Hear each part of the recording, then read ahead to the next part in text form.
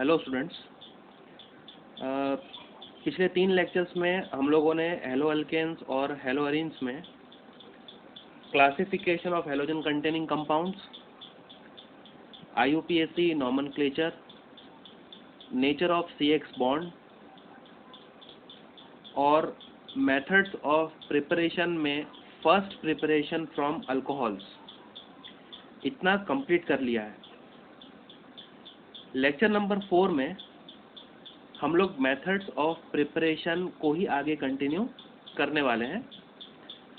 थोड़ा सा रिवीजन कर लेते हैं बेटा। फर्स्ट प्रिपरेशन था फ्रॉम अल्कोहल्स, और अल्कोहल्स के अंदर मैंने आप लोगों को बताया था कि कॉन्सेंट्रेटेड HCl और एनहाइड्रस ZnCl2, इस मिक्सचर को हम लोग लूकास रिएजेंट बोलते हैं। ये क्लोरो अल्किन बनाने के काम आता है।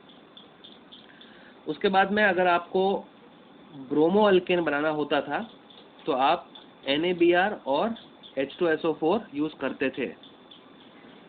थर्ड पार्ट उसके अंदर हमने ये देखा था कि अगर आपको आयोडो अल्केन बनाना है तो आपको Ki के साथ में H3PO4 यूज करना पड़ता है।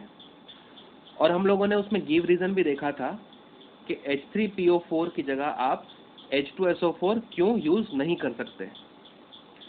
बाद में मैंने फोर्थ उसमें बताया था कि PCl3, PBr3 और PI3 किस तरह से अल्कोहल से रिएक्ट करके अल्काइल क्लोराइड, अल्काइल ब्रोमाइड या अल्काइल आयोडाइड फॉर्म करते हैं। इस रिएक्शन का बाय प्रोडक्ट बहुत इंपॉर्टेंट था, वो था H3PO3, जिसे हम कहते हैं फॉस्फोरस एसिड। फिर उसके बाद में 5th नंबर पे हम लोगों ने डार्जन्स मेथड देखी थी। डार्जन्स मेथड के अंदर हम लोगों ने थायोनिल क्लोराइड मतलब SOCl2 यूज करा था। इंडस्ट्रियली वो रिएक्शन को बहुत प्रेफर करा जाता है क्योंकि उसके अंदर जो दोनों बाय प्रोडक्ट होते हैं HCl और सल्फर डाइऑक्साइड, वो गैसियस स्टेट में होते हैं, इसलिए हम लोगों को हमारा डिजायर्ड प्रोडक्ट प्योर फॉर्म में मिलता है। फिर उसके बाद में हम लोगों ने लास्ट रिएक्शन उसके अंदर, जहाँ पे हमने लेक्चर नंबर 3 को एंड किया था, वो थी रिएक्शन विद PCl5। PCl5 के साथ में जब आप रिएक्शन करवाते हैं अल्कोहल की तो अल्काइल क्लोराइड बनता है। बाय प्रोडक्ट इसके अंदर POCl3, जिसको हम लोग फॉस्फोनिल क्लोराइड बोलते हैं, वो निकलता है। तो फर्स्ट प्रिपरेशन को बड़े डिटेल में मैंने लास्ट लेक्चर में आप लोगों से डिस्कस किया था। अब बारी है मेथड्स ऑफ प्रिपरेशंस में सेकंड वन फ्रॉम हाइड्रोकार्बन्स।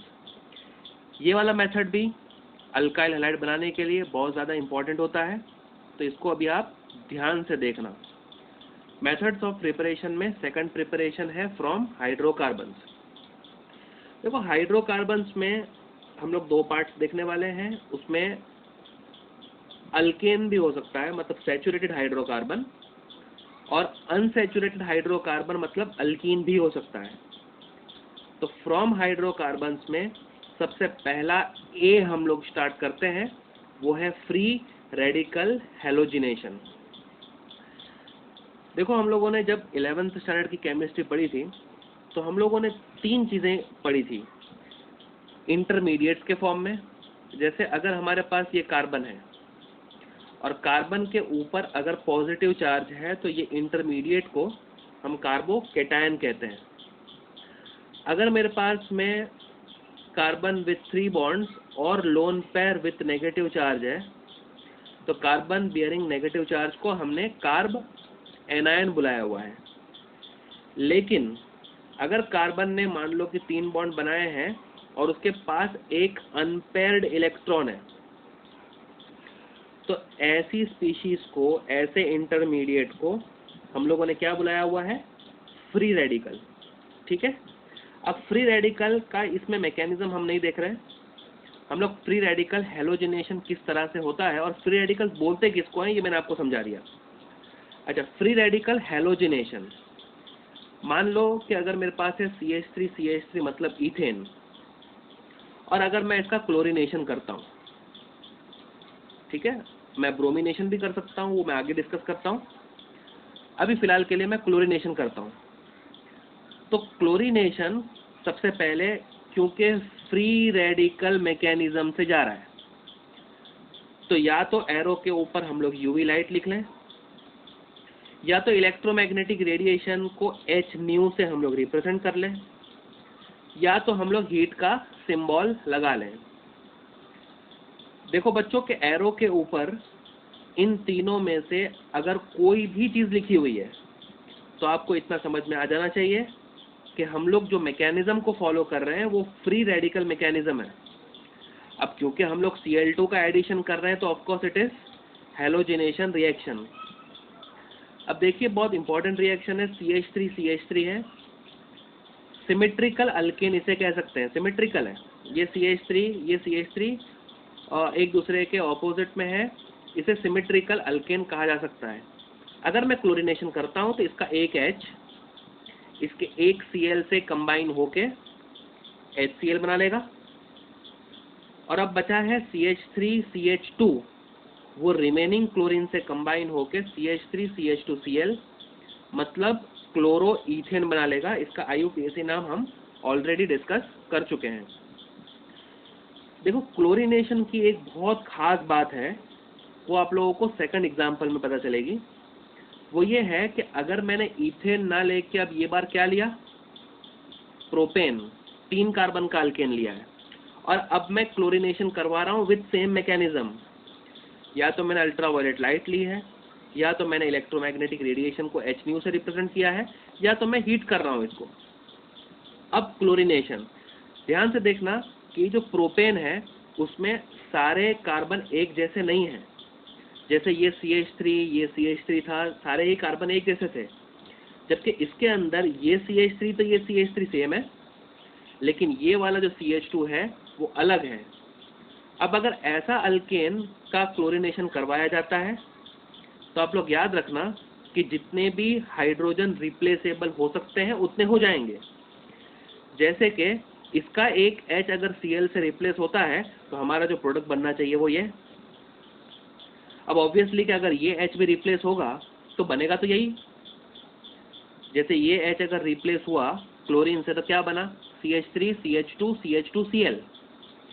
अगर मैं इस H को रिप्लेस करता तो मैं यहाँ से बोलना शुरू करता CH3CH2CH2 और Cl, तो बनता तो यही। तो इसलिए मैं कह रहा हूँ कि ये CH3 सेम टाइप के हैं, लेकिन अगर मिडल वाले कार्बन पे से H को मैं रिप्लेस करता हूँ तो ये बनेगा CH3 CHCl और CH3 जो कि मैंने यहाँ लिखा है, and this two products are totally different from each other.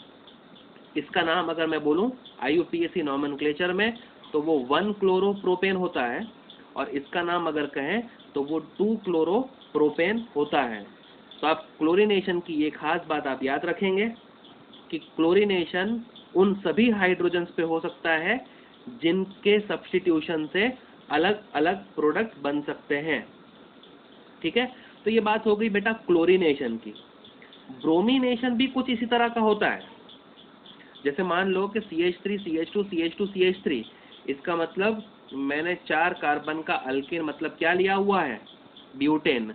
अच्छा, अगर मैं ब्यूटेन का ब्रोमिनेशन करवाता हूँ तो आप ध्यान से देखो कि ये CH3 सेम है, सेम एनवायरनमेंट के हैं, ये CH2 सेम एनवायरनमेंट के हैं। तो आप एक बार इस H को ब्रोमीन से रिप्लेस करके ये प्रोडक्ट बना दीजिए, CH3CH2CH2CH2Br, इसे हम कहेंगे 1 ब्रोमो ब्यूटेन। और अगर मैं ये H को ब्रोमीन से रिप्लेस करता हूँ तो CH3CH2CHBr और CH3 मतलब 2 ब्रोमो ब्यूटेन बन जाएगा। अगर आप लोगों को इन दोनों प्रोडक्ट्स के बीच में रिलेशन पूछी जाए तो भी आप बता सकते हो कि ब्रोमीन की पोजीशन पहले फर्स्ट कार्बन पे थी, ब्रोमीन की पोजीशन सेकंड कार्बन पे है, तो this two are position isomers of each other. ये भी हम लोगों ने 11th क्लास में डिस्कस किया हुआ है। ब्रोमिनेशन में आपने ये तो देखा कि सब्स्टिट्यूशन अलग अलग कार्बन पे हो सकता है, लेकिन मैं आप लोगों को एक और बात ब्रोमिनेशन की बताना चाहता हूँ। वो ये है कि ब्रोमिनेशन में जो सेकेंडरी अल्काइल ब्रोमाइड बना है, मतलब Br एक ऐसे कार्बन से जुड़ा हुआ है जो 2 कार्बन से जुड़ा हुआ है। ठीक है, अब मान लीजिए कि अगर ये मुझे प्रोडक्ट बनाना है तो इसमें से मैंने इस H को रिप्लेस किया है। ये H अगर ब्रोमीन से रिप्लेस होता है तो इससे पहले जो रेडिकल बना होगा वो इस C पे बना होगा डॉट के फॉर्म में।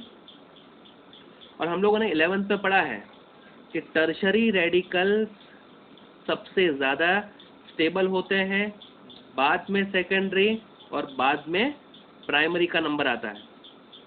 तो मैं ऐसा कह सकता हूँ कि ये जो प्रोडक्ट बना है वो सेकेंडरी रेडिकल से बना है, ये जो प्रोडक्ट है वो प्राइमरी रेडिकल से बना हुआ है।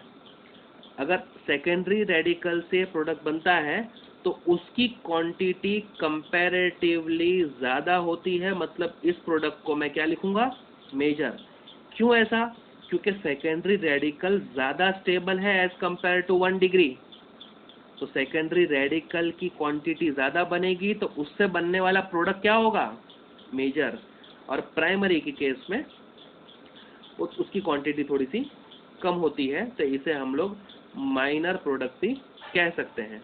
ठीक है, बनेंगे दोनों, सेकेंडरी वाला मेजर बनता है और प्राइमरी वाला माइनर बनता है।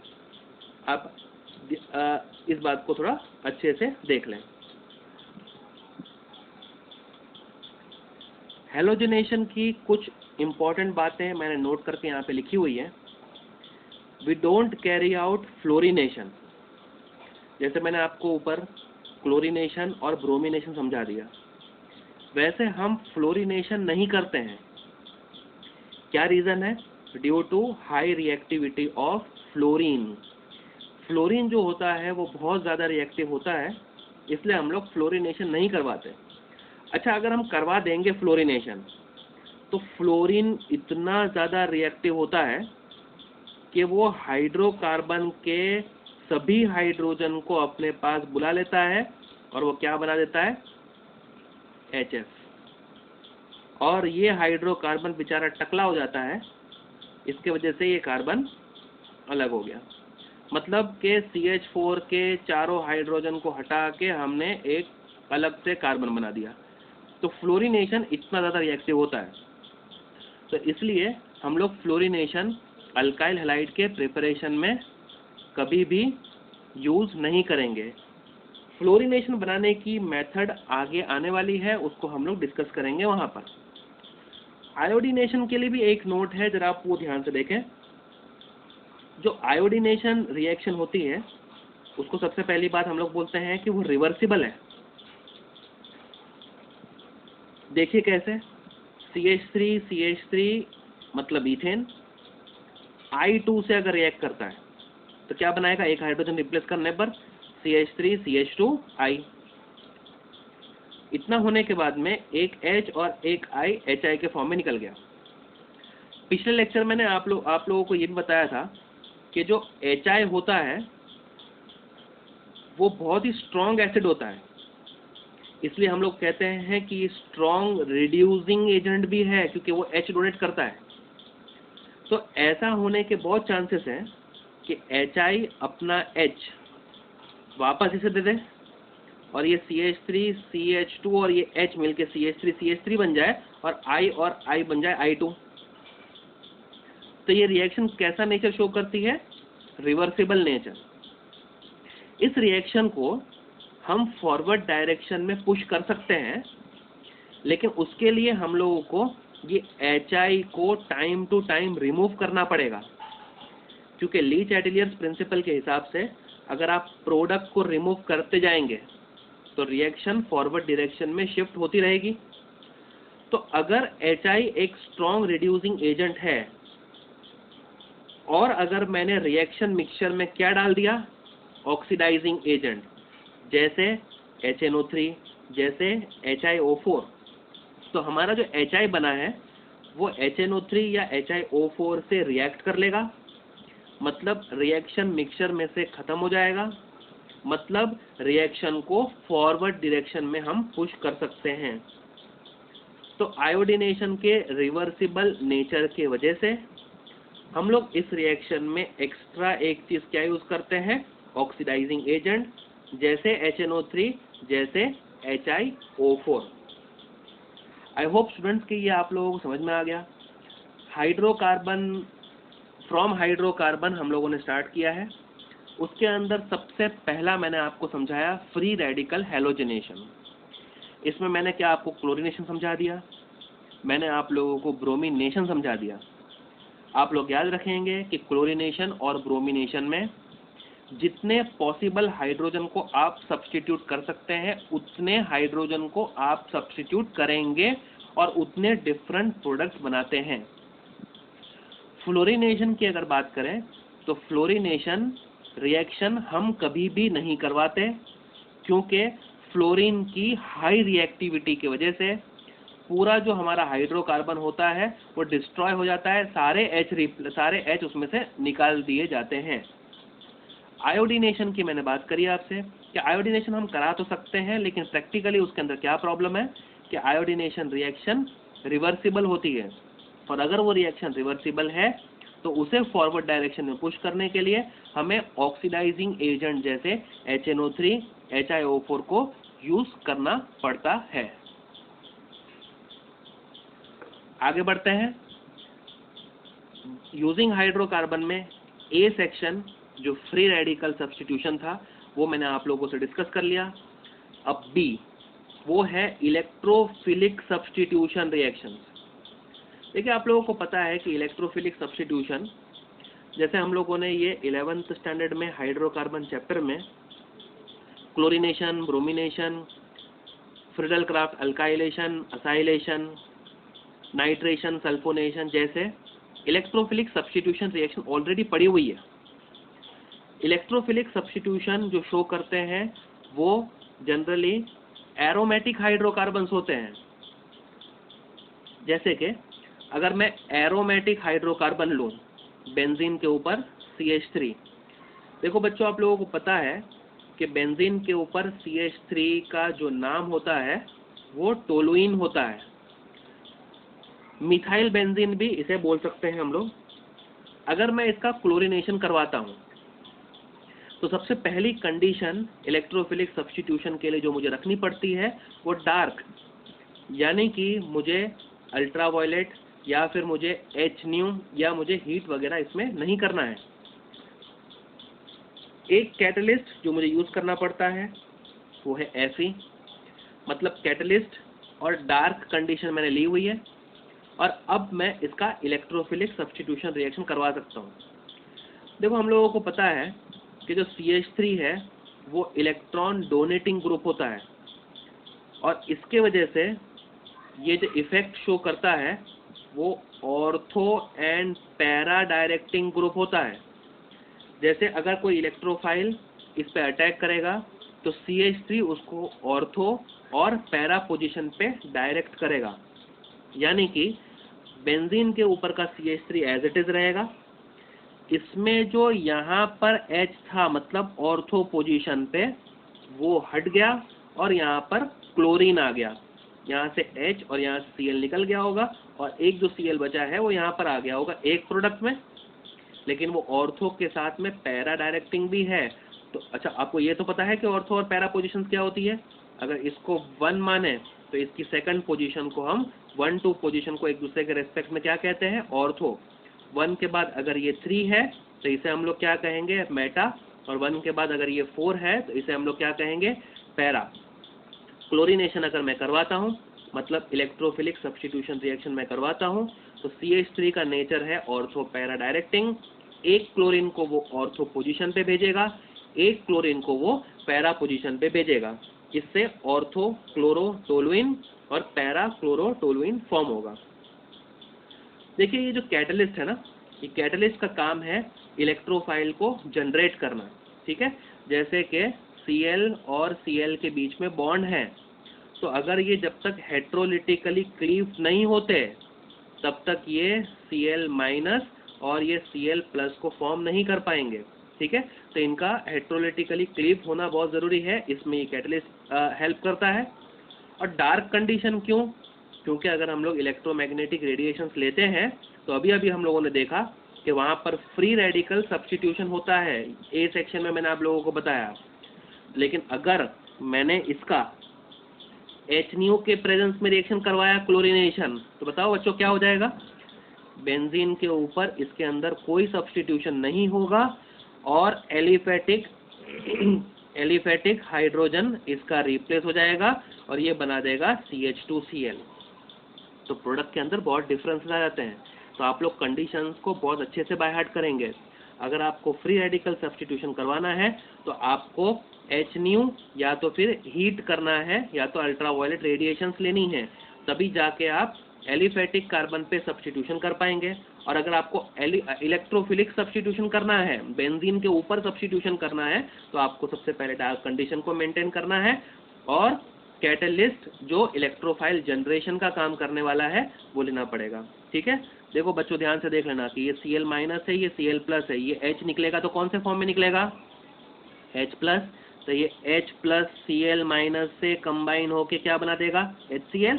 और ये जो Cl प्लस है वो ये पोजीशन को जाके ऑक्यूपाई कर लेगा। आपको ये बात समझ में आ गई? तो ये HCl निकल गया और ये Cl प्लस जाके वहाँ पे अटैच हो गया। अब जो निकल रहा है वो H प्लस के फॉर्म में निकल रहा है, मतलब कौन हुआ? इलेक्ट्रोफाइल। ये जो Cl प्लस वहाँ पर अप्रोच कर रहा है वो भी प्लस के फॉर्म में, मतलब क्या हुआ? इलेक्ट्रोफाइल। मतलब एक इलेक्ट्रोफाइल निकल रहा है, उसकी जगह दूसरा इलेक्ट्रोफाइल ले रहा है, मतलब हुआ ना ये इलेक्ट्रोफिलिक सब्स्टिट्यूशन रिएक्शन। आपको बात समझ में आ गई? अगर आपको फ्री रेडिकल सब्स्टिट्यूशन करवाना है तो वो एलिफेटिक कार्बन पे ही सब्स्टिट्यूशन होगा। अगर आपको इलेक्ट्रोफिलिक सब्स्टिट्यूशन करवाना है तो वो बेंजीन के कार्बन पे सब्स्टिट्यूशन होगा और दोनों की कंडीशंस अलग अलग होती है। ये मैंने आप लोगों को समझा दिया। हाइड्रोकार्बन में ही अगर मैं अल्कीन्स की बात करूं तो अल्कीन्स आप लोगों को पता है CH2 double bond CH2। Alkenes के अंदर हम लोग हाइड्रोजन हैलाइड्स का एडिशन करवाते हैं। जैसे आपको पता है it can be HCl, it can be HBr। अगर CH2 डबल बॉन्ड CH2 लिया है इसका मतलब ये क्या लिया है मैंने? ईथीन। और ईथीन पे अगर मैं HCl का एडिशन करवाता हूँ, सिमेट्रिकल अल्कीन है, कोई प्रॉब्लम नहीं है, आप किसी पर भी H डाल दीजिए और किसी पर भी क्लोरीन डाल दीजिए, तो क्या बन जाएगा? CH2H CH3 और ये CH2 के ऊपर क्लोरीन चला जाएगा और ये बन जाएगा क्लोरो ईथेन। ठीक है। अच्छा, प्रॉब्लम कब आती है? प्रॉब्लम तब आती है जब हमारे सामने अनसिमेट्रिकल अल्कीन लिया गया हो और हमने HBr का एडिशन करवाना हो। तो अनसिमेट्रिकल अल्कीन पर हाइड्रोजन हैलाइड्स के एडिशन के लिए हम लोगों ने 11th स्टैंडर्ड में भी ये रूल पढ़ा हुआ है, वो है मार्कोनिकॉफ्स रूल।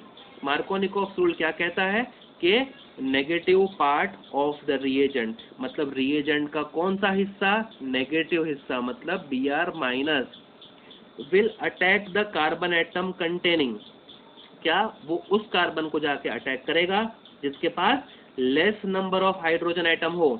इसका मतलब कि ब्रोमीन अगर ये दो कार्बन में से चॉइस करेगा तो वो उस कार्बन को चॉइस करेगा जिसके पास हाइड्रोजन एटम्स कम होते हैं। तो Br जाएगा ये कार्बन पर और H जाएगा ये कार्बन पर। इसको हम लोगों ने मैकेनिस्टिकली भी 11th स्टैंडर्ड में प्रूफ किया हुआ है। अब ये बार हम मैकेनिज्म नहीं देख रहे हैं, आप लोग मार्कोनिकॉफ रूल के हिसाब से मेजर और माइनर प्रोडक्ट बनाना सीखेंगे। Negative part of the reagent will attack the carbon atom containing less number of hydrogen atom. देखिए यहाँ पर एक ही H है, यहाँ पे 2 H है, तो Br प्रैक्टिकली यहाँ पे जाता है, तो CH3 CH पे Br आ जाएगा और ये बन जाएगा CH3 CH3 CHBr और CH3 और ये मेजर प्रोडक्ट हो जाएगा। और अगर मैं माइनर प्रोडक्ट की बात करूं तो फिर Br को मैं यहाँ पर भेज के भी माइनर प्रोडक्ट बना सकता हूँ।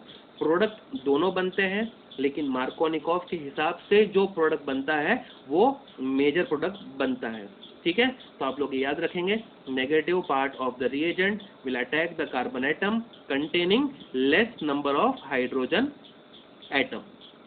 आ गई बात समझ में?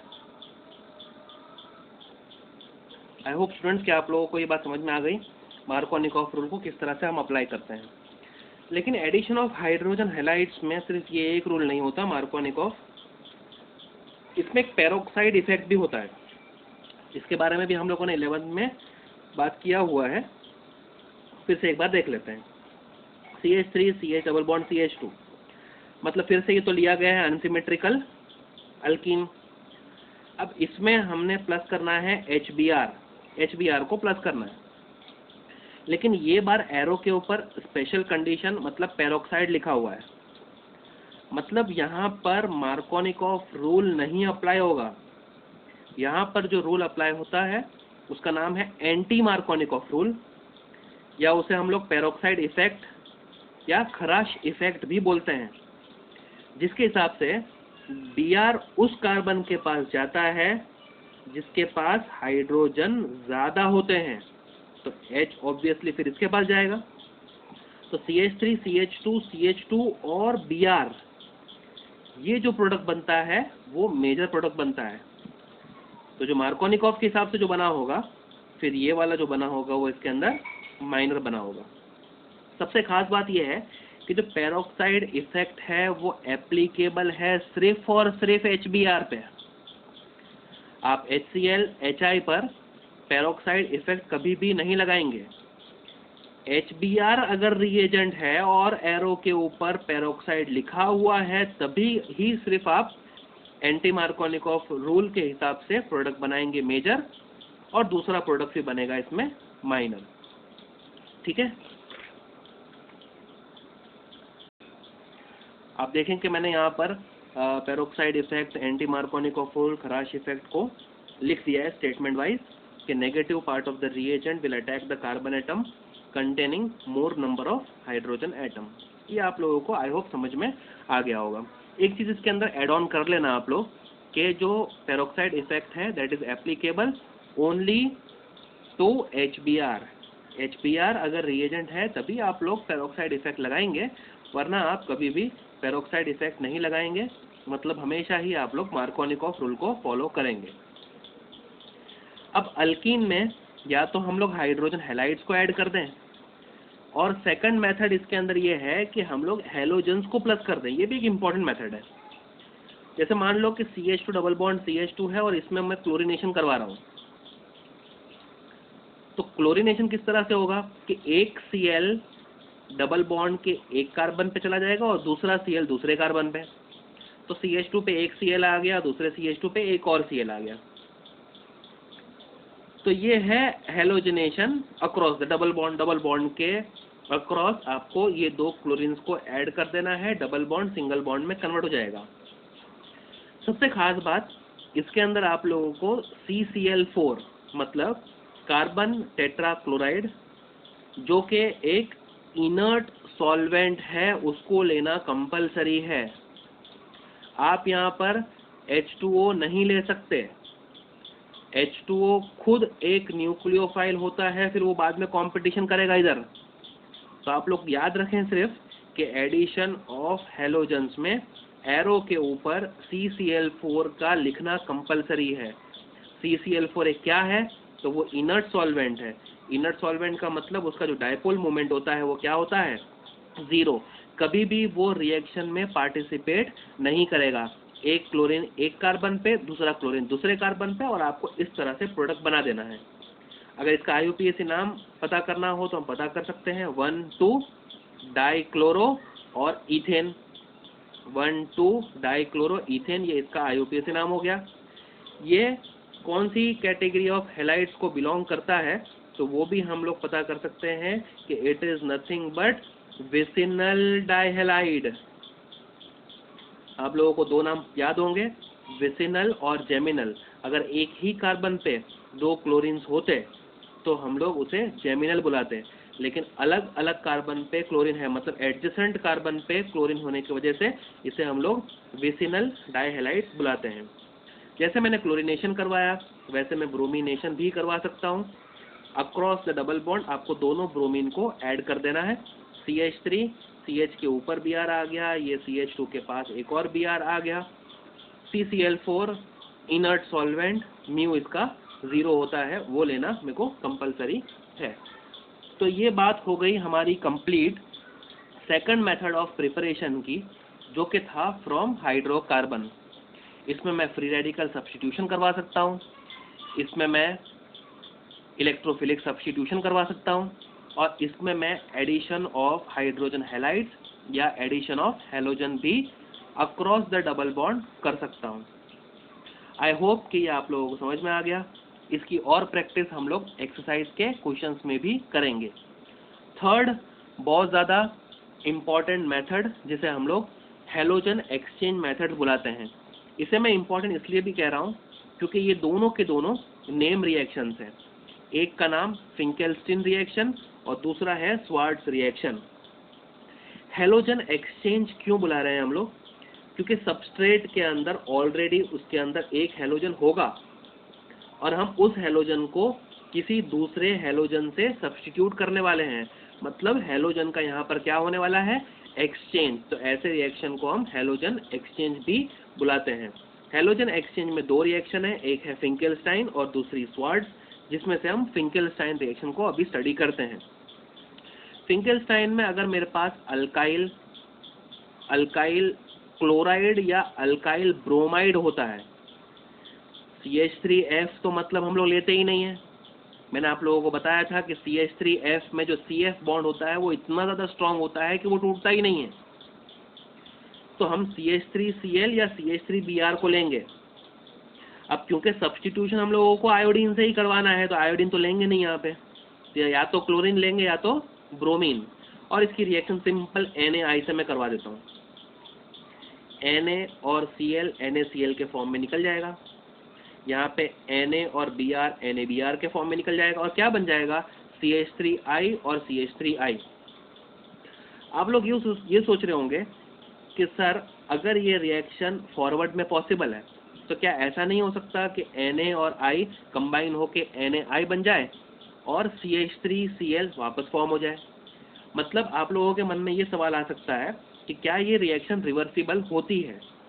इस रिएक्शन को हम रिवर्सिबल बोल सकते हैं, लेकिन ये रिएक्शन को रिवर्स जाने से कोई चीज़ रोक रही है, उसका नाम है एसीटोन। एसीटोन पहली बात तो सॉल्वेंट है, लेकिन ये एसीटोन की कुछ खास बातें हैं जो आपको पता होनी चाहिए। Solubility of sodium halide in acetone करके मैंने यहाँ पे लिखा हुआ है। अगर मैं NaCl को एसीटोन में डालूंगा तो रिजल्ट आएगा इनसॉल्युबल। अगर मैं NaBr को एसीटोन में डालूंगा तो रिजल्ट आएगा इनसॉल्युबल। लेकिन अगर मैं NaI को एसीटोन में डालता हूं तो रिजल्ट आएगा सॉल्युबल। मतलब NaI एसीटोन में डिसॉल्व होता है, लेकिन जैसे वो NaCl में कन्वर्ट होता है वो NaCl एसीटोन में डिसॉल्व ही नहीं होता। मतलब ये हुआ कि जैसे CH3I और NaCl बनेंगे वैसे उसमें से NaCl प्रेसिपिटेट आउट हो जाएगा, मतलब सॉल्वेंट में से बाहर हो जाएगा। अब NaCl क्योंकि सॉल्वेंट में है ही नहीं, जिसमें CH3I है, तो CH3I से वो रिएक्ट नहीं कर पाएगा और रिएक्शन को कभी भी बैकवर्ड डायरेक्शन में हम नहीं ले जा सकते। तो इसमें फिंकेल्स्टीन में ये खास बात आपको याद रखनी है कि एसीटोन का प्रेजेंस लेना कंपलसरी है। अगर आप लोग एसीटोन यहाँ पे नहीं लिखेंगे तो इसमें आपके कंफर्म मार्क्स कटेंगे। ठीक है, तो आप लोग जब भी फिंकेल्स्टीन रिएक्शन करवाते हैं तो आप लोगों को एसीटोन लेना कंपलसरी है। याद रहा, अल्काइल क्लोराइड या अल्काइल ब्रोमाइड की NaI से रिएक्शन होती है, NaCl निकल जाता है और आयोडीन आ जाता है। ठीक है, अभी मैं इसमें मैकेनिज्म डिस्कस नहीं कर रहा हूँ, NCERT में हमारे मैकेनिज्म नहीं है, वरना ये SN2 मैकेनिज्म को फॉलो करता है। ये SN2 को थोड़ा डिटेल में हम लोग जब रिएक्टिविटीज पढ़ेंगे, केमिकल रिएक्टिविटी, वहाँ पर हम लोग डिस्कस करेंगे। ठीक है, अभी फिलहाल के लिए आप लोग याद रखेंगे, क्लोरीन हटेगा आयोडीन आएगा, ब्रोमीन हटेगा आयोडीन आएगा, और एसीटोन इस रिएक्शन में क्या रोल निभा रहा है यह आप लोगों को पता होना चाहिए। ठीक है, solubility of sodium halide in acetone मैंने आप लोगों से डिस्कस किया। अब इसके अंदर हैलोजन एक्सचेंज में ही दूसरी रिएक्शन मोस्ट इंपॉर्टेंट रिएक्शन है। मोस्ट इंपॉर्टेंट मैं इसलिए कह रहा हूँ क्योंकि यही एकमात्र ऐसी रिएक्शन है जिसमें हम अल्काइल फ्लोराइड्स को फॉर्म करते हैं। ठीक है, जैसे कि CH3X लिया है, मतलब CH3Cl भी हो सकता है, CH3Br भी हो सकता है, CH3 आयोडीन भी हो सकता है। अगर मैंने ये अल्काइल हैलाइड लिया हुआ है और मैंने रिएजेंट लिया या तो AgF या तो Hg2F2 या तो COF2 या तो SdF3, इनमें से मैं कोई भी रिएजेंट ले सकता हूं क्योंकि ये अल्टीमेटली फ्लोरीन के सोर्स हैं। क्या होगा? हैलोजन हट जाता है और CH3F फॉर्म होता है। अब आपके मन में ये सवाल आता होगा कि सर क्या ये रिएक्शन भी रिवर्सिबल होती है और इसमें भी एसीटोन को लेना पड़ता है? तो मेरा आंसर है नहीं, इसमें एसीटोन को लेने की कोई ज़रूरत नहीं है, क्योंकि C और F बॉन्ड तो इतना स्ट्रांग होता है कि वो तो टूटता ही नहीं है, तो ये रिएक्शन तो कभी बैकवर्ड डायरेक्शन में जाएगी ही नहीं। ठीक है, वैसे मैंने आपको पहले भी बता दिया है कि CF बॉन्ड इतना स्ट्रांग होता है कि उसे हम रिएक्टिविटी में लेते ही नहीं है, तो CF बॉन्ड बहुत स्ट्रांग होता है, रिएक्शन रिवर्स नहीं जा सकती, इसमें एसीटोन लेने की एज सच कोई ज़रूरत नहीं है। CH3X, X हटेगा, X can be chlorine bromine iodine, X हट जाएगा और कौन आ जाएगा, फ्लोरीन। तो अगर आपको अल्काइल फ्लोराइड फॉर्म करना है तो आपको किस रिएक्शन को याद करना है, स्वार्ट्ज रिएक्शन। आई होप कि ये आप लोगों को समझ में आ गया। प्रिपरेशन में अभी हम लोग लास्ट प्रिपरेशन की तरफ चलते हैं, और इसको मैंने सबसे पहले हेडिंग में ही लिख दिया है कि it is most important reaction. Name reaction है जिसे हम लोग बुलाते हैं सैंड मेयर्स रिएक्शन। ठीक है, इसका नाम क्या है, सैंड मेयर्स रिएक्शन। आप लोग इसको ध्यान से देखना, इसके एग्ज़ाम में आने के चांसेस बहुत ज़्यादा होते हैं। ये हेलोअरीन्स बनाने की मेथड है। ठीक है, आप लोग याद रखेंगे। इसको स्टार्ट करते हैं हम लोग एनिलीन से। देखो बच्चों, अगर मैं आप लोगों को पढ़ा रहा हूँ तो इसको सिर्फ 1 या 2 बार देख लेने से काम नहीं चलेगा। मोस्ट इम्पॉर्टेंट, ऑर्गेनिक केमिस्ट्री में आप लोगों को पेन चलाना बहुत ज़रूरी है। सैंड मेयर्स को अभी मैं आपको समझाऊंगा, ये बात आपको समझ में भी आ जाएगी, लेकिन आप लोग याद रखें कि अगर सिर्फ समझने से आप सोच रहे हैं कि आप लोग एग्ज़ाम में इसको रिड्यूस कर लेंगे, वहाँ पर लिख लेंगे, तो ये आप लोगों की गलत फहमी है। मेरे समझाने के बाद में आप लोगों को प्रैक्टिस करनी है, बिना देखे लिखना है उसको। जब तक आप खुद से नहीं लिखेंगे तब तक आप लोग ऑर्गेनिक केमिस्ट्री को नहीं सीख पाएंगे। तो आप लोग ध्यान रखें कि मेरे समझाने के बाद में आप लोगों को एटलीस्ट 2 बार अपनी नोटबुक में इसको लिखना कंपलसरी है। ठीक है, सैंड मेयर्स रिएक्शन क्या होती है आप लोग देखें ध्यान से। बेंजीन के ऊपर NH2 मतलब एनिलीन से हम लोग स्टार्ट करते हैं। फर्स्ट स्टेप का नाम सैंड मेयर्स के अंदर होता है डायएज़ोटाइजेशन। आप लोगों को सबसे पहले डायएज़ोटाइजेशन करवानी है, सैंड मेयर्स तो बाद में आएगी। आप लोगों को सबसे पहले क्या करवाना है, डायएज़ोटाइजेशन। आप लोग ध्यान से इस वर्ड का मीनिंग समझें। डाई का मतलब 2 होता है, एजो ग्रुप का मतलब होता है नाइट्रोजन। नाइट्रोजन ग्रुप को ही एजो ग्रुप बोलते हैं हम लोग। कितने नाइट्रोजन, 2 नाइट्रोजन ग्रुप वाले कंपाउंड के फॉर्मेशन को डायएज़ोटाइजेशन बोलते हैं। मतलब इसके अंदर जो फॉर्म होने वाला है ना, उसके अंदर कितने नाइट्रोजन होंगे, 2। देख रहे हैं आप लोग, इसको क्या कहते हैं, डायएज़ोटाइजेशन।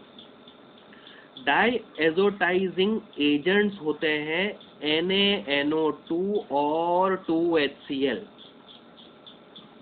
ठीक है, अब तो ध्यान से देखें कि ये जो NaNO2 है, इसमें से एक HCl से अगर रिएक्ट करता है तो ये क्या बना देगा, Na और Cl, NaCl और HNO2 मतलब कौन सा एसिड, नाइट्रस एसिड, ये फॉर्म हो गया।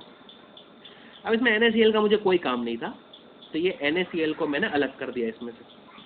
ठीक है, प्रोडक्ट के फॉर्म में।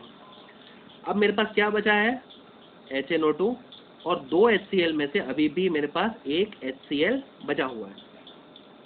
ठीक है, अब बेंजीन पे N तो है, एक N में ले लूंगा यहां से,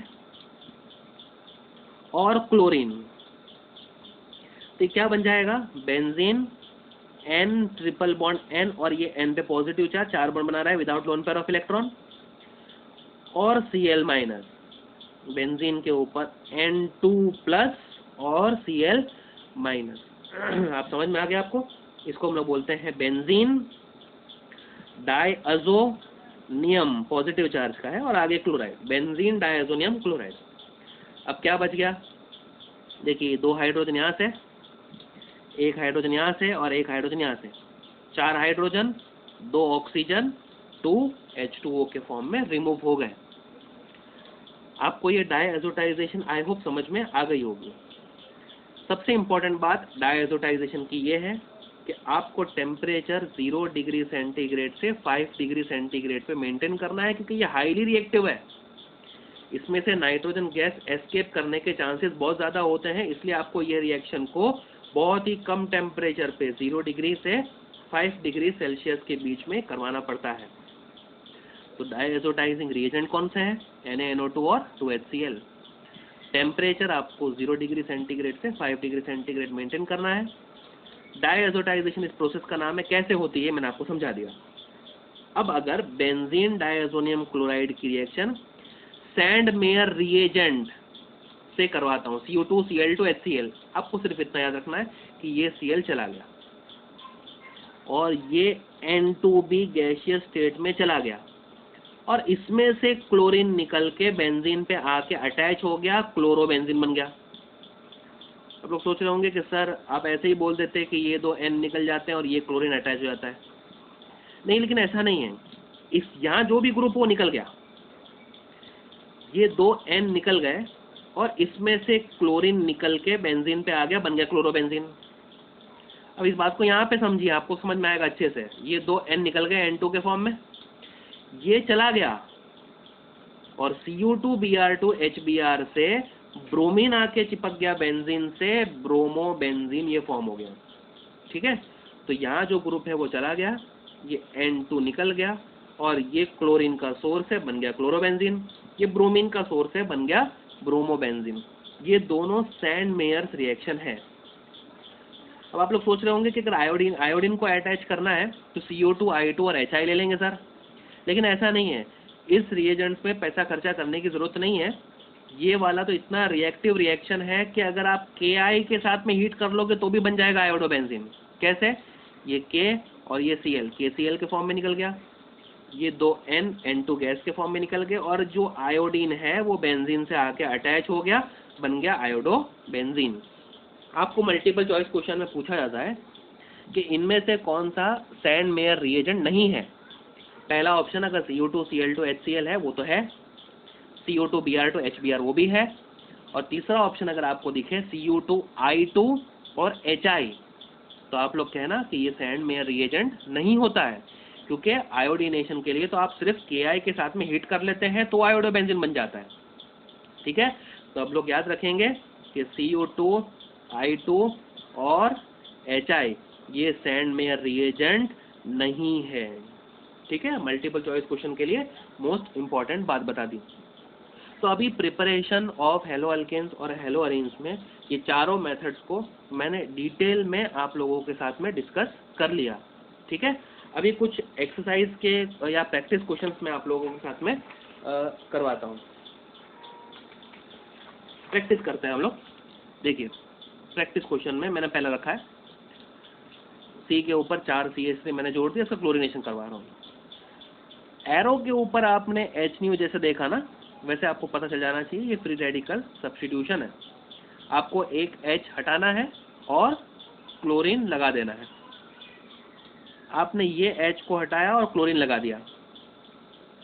ऐसे आप 4 प्रोडक्ट नहीं बनाएंगे, यहाँ पर भी H हटाएंगे, यहाँ पर भी H हटाएंगे, यहाँ पर भी H हटाएंगे। अगर आप ध्यान से देखेंगे तो ये CH3 चारों के 4 सेम टाइप के हैं, तो किसी भी एक H का आप रिप्लेसमेंट कर लीजिए, ये बना दीजिए। आपको समझ में आ गई बात? बेंजीन के ऊपर अगर CH3 है, क्लोरीनेशन करवाना है HNu के प्रेजेंस में, तो आपको पता है कि फ्री रेडिकल सब्स्टिट्यूशन है, एलिफेटिक कार्बन पे हो जाएगा, एक H हटाएंगे, क्लोरीन लगा देंगे। और वही अगर क्लोरीनेशन आपको Fe और डार्क कंडीशन में करवाना होता तो आपको समझ में आता कि this is not free radical substitution but it is electrophilic substitution reaction. CH3 क्योंकि ऑर्थो पैरा डायरेक्टिंग है, एक क्लोरीन को आप यहाँ अटैच कर लेंगे, मतलब CH3 के ऑर्थो पोजीशन पे, और एक CH3 के पैरा पोजीशन पे आ जाएगा। ठीक है, ये फोर्थ वाला बहुत ज़्यादा इंपॉर्टेंट है। मैंने आप लोगों को अल्कोहल से अल्काइल हैलाइड बनाना सिखाया है, but this is not alcohol. Benzene के ऊपर अगर OH अटैच है तो इसे हम लोग क्या कहते हैं? फिनॉल। तो आपको अगर फिनॉल की रिएक्शन PCl3 से करवानी है तो आप लोग ध्यान रखें कि ये C और O के बीच में बॉन्डिंग इतनी स्ट्रांग होती है कि ये OH कभी निकलेगा ही नहीं। तो ना PCl3 से रिएक्शन शो करेगा, ना SOCl2 से रिएक्शन शो करेगा, ना PCl5 से रिएक्शन इसकी होने वाली है। तो आप लोग ये OH को हटा के क्लोरीन नहीं डाल देंगे। आप ध्यान से देखेंगे कि OH जिस कार्बन से अटैच है वो एरोमेटिक का हिस्सा है, तो इसमें हम लोग बोलेंगे डबल बॉन्ड कैरेक्टरिस्टिक आती है, वो आगे मैं डिस्कस करता हूँ। तो अभी आप फिनॉल के साथ में रिएक्शन नहीं करवाएंगे। जैसे मान लीजिए कि 5th है, अब 5th में ब्यूट 1 इन मैंने लिया हुआ है, इसका क्लोरिनेशन करवा रहा हूँ। अब HNO लिया है तो कौन सा सब्स्टिट्यूशन हुआ, ये free radical substitution. Free radical substitution हम लोग बोलते हैं कार्बन कार्बन डबल बॉन्ड पे तो होता नहीं है, तो उसके जस्ट बाद जो कार्बन अटैच है उसका एक H आप क्लोरीन से रिप्लेस कर देंगे ऐसे। सर ये वाला क्यों?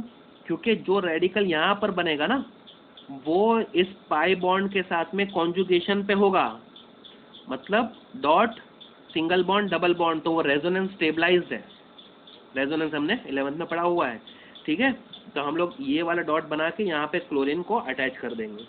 और अगर यही क्लोरीनेशन अगर CCl4 के प्रेजेंस में करवाना होता तो हम लोग को एडिशन रिएक्शन करवानी है, एक क्लोरीन यहाँ जोड़ देंगे, एक क्लोरीन यहाँ जोड़ देंगे डबल बॉन्ड के अक्रॉस, तो ये बन जाएगा। ये वाली रिएक्शन को ध्यान से देखो, तो यहाँ पर इस कार्बन से ब्रोमीन जुड़ा हुआ है, कार्बन से ब्रोमीन जुड़ा हुआ है और सामने NaI लिया हुआ है एसीटोन के प्रेजेंस में। कौन सी रिएक्शन हो गई? फिंकेल्स्टीन रिएक्शन हो गई। ब्रोमीन हटाना है और आयोडीन को हमने लगाना है, ठीक है। तो मैंने कुछ प्रैक्टिस क्वेश्चन भी करवा दिया आप लोगों को।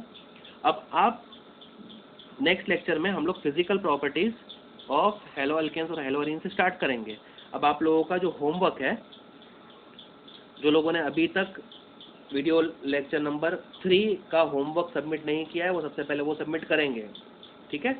और उसके बाद में लेक्चर नंबर 4 का आप लोग होमवर्क करेंगे।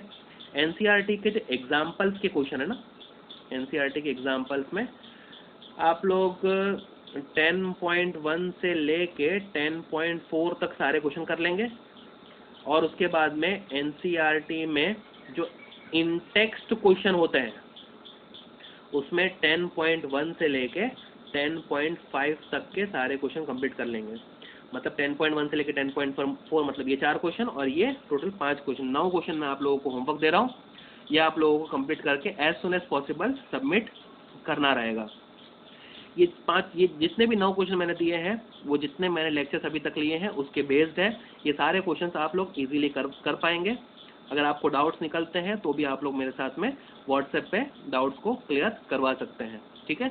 नेक्स्ट लेक्चर में हम लोग फिजिकल प्रॉपर्टीज़ और बाद में केमिकल प्रॉपर्टीज़ स्टार्ट करेंगे, ठीक है। तो इस लेक्चर में इतना ही। Thank you very much.